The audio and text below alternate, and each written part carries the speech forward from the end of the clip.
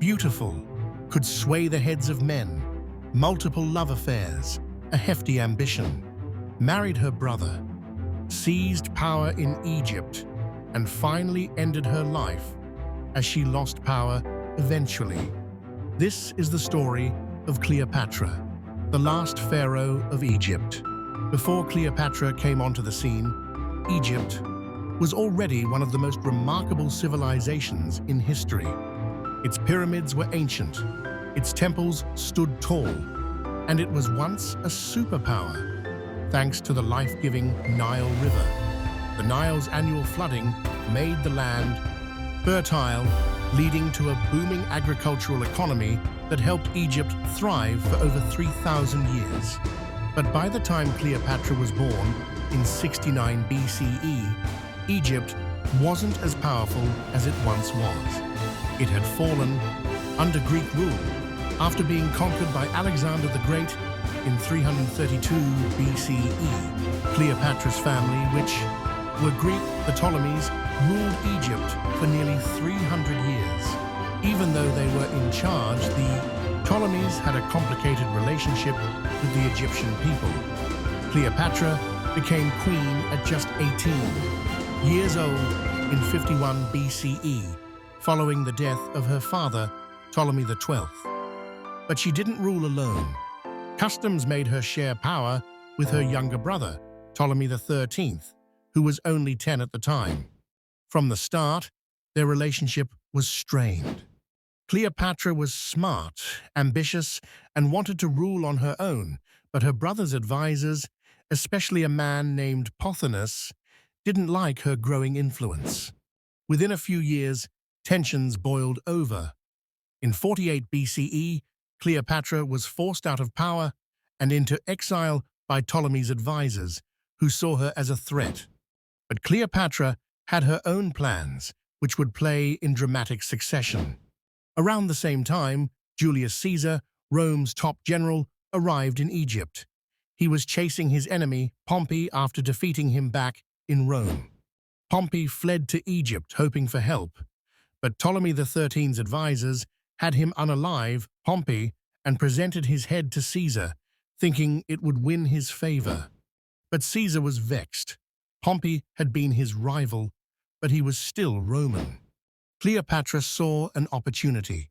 It is said that she had herself smuggled into Caesar's palace, rolled up in a carpet. Her bold move paid off. Caesar was impressed by her charm, intelligence, and confidence.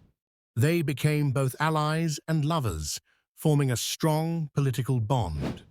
With Caesar's support, Cleopatra went to war against her brother. After months of battle, Caesar's forces defeated Ptolemy XIII's army in early 47 BCE. Ptolemy himself drowned in the Nile while trying to flee. Cleopatra was now the undisputed ruler of Egypt, though she still had to name another younger brother, Ptolemy XIV, as co-ruler. But make no mistake, Cleopatra was in control. Cleopatra's relationship with Julius Caesar wasn't just lovey-dovey, it was also strategic. She needed Caesar's power to secure Egypt's future. In 47 BCE, she gave birth to a son, Caesarion, and claimed that he was Caesar's child. Though Caesar never officially named him as heir, this connection gave Cleopatra a strong tie to Rome. She even traveled to Rome with Caesar, staying in his villa, which caused quite a stir. Many in Rome didn't like the idea of their powerful leader being involved with a foreign queen. They were worried that Caesar might try to make Cleopatra queen of Rome or declare their son as his successor.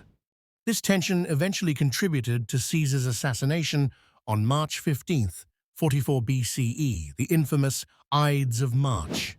After Caesar's death, Cleopatra returned to Egypt.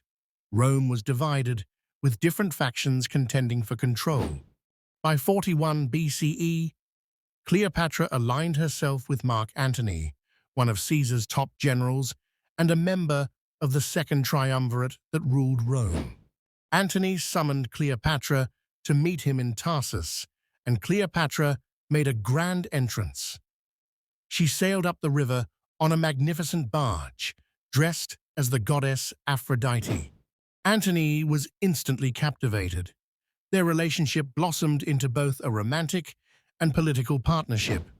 For Cleopatra, this alliance was crucial. She needed Antony's military support to protect Egypt from Roman dominance. For Antony, Cleopatra's wealth was a huge help in funding his campaigns. Together, they had 3 children, and Antony even divorced his Roman wife Octavia to be with Cleopatra, a move that was the beginning of the end for both of them. By 32 BCE, tensions between Antony and Octavian, the future Emperor Augustus, had reached a breaking point. Octavian saw Antony and Cleopatra's power as a direct threat to his control over Rome.